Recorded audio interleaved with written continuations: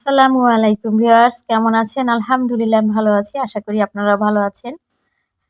তো ঈদের দিন তো সবাই ঘোরাফেরা করে। তো মেয়েদের বেশিরভাগই বাবার বাড়ি যাওয়ার চিন্তাভাবনা থাকে ঈদের পরের দিন।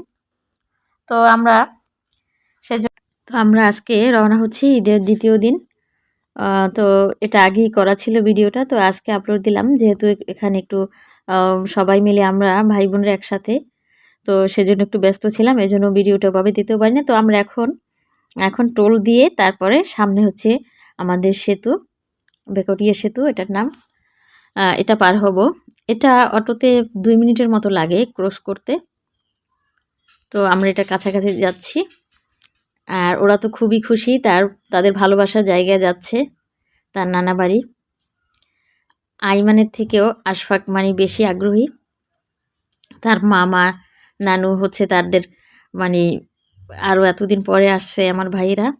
এজন্য তো আমরা এখন এই যে ক্রস করে ফেললাম।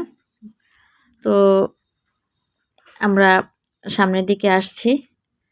তো বিভিন্ন ছবি, কিছু ভিডিও ধারণ করলাম এই জায়গার। আর তো ঘূর্ণিঝড় রিমালেও অনেক কিছু ক্ষয়ক্ষতি হয়েছিল সব জায়গাও, সেগুলো আমরা দেখলাম। এই যে গাছ পড়ে আছে, আমরা এসে পড়েছি বাড়িতে। তো আমাদের জন্য মা, আমার ভাই দাঁড়িয়েছিল। আমরা ঘরের ভিতরে ঢুকছি। তো আমাদের বাড়িটা ইনকমপ্লিট, এখন পর্যন্ত পুরোপুরি করা হয়নি। তো এরকম আছি। তো এই হচ্ছে আমার ভাইয়ের মেয়ে, ওর নাম হুমায়রা। ও তো দেখে খুবই খুশি, আবার একটু শরমও পাচ্ছে। এরপরে আমাদের চাচাতো ভাই আমাদের গাছ থেকে ডাব পেড়ে খাওয়াবে, সেজন্য গাছে উঠছে। তো সেটা এই কিছুটা ভিডিও করে নিলাম। এরপরে ডাব কাটার পালা, সবাই কে কোনটা খাবে। এদিকে কিছু তালও কেটে রেখেছিল, কিন্তু আমরা সেটা খেতে পারিনি কারণ এখন তাল শক্ত হয়ে গেছে। তো আমার ছোট ভাই ফজলে রাব্বি, ও ডাব খাওয়ার একটা দৃশ্য উঠেছিল। এই আমার 2 ভাই। আর এদিকে রান্না করছিল আমার মা। তো গরুর গোশত রান্না করছিল, আর কষাচ্ছি, তো সেটা দেখালাম। আর এখন তো এটা ছিল দুপুরের সময়।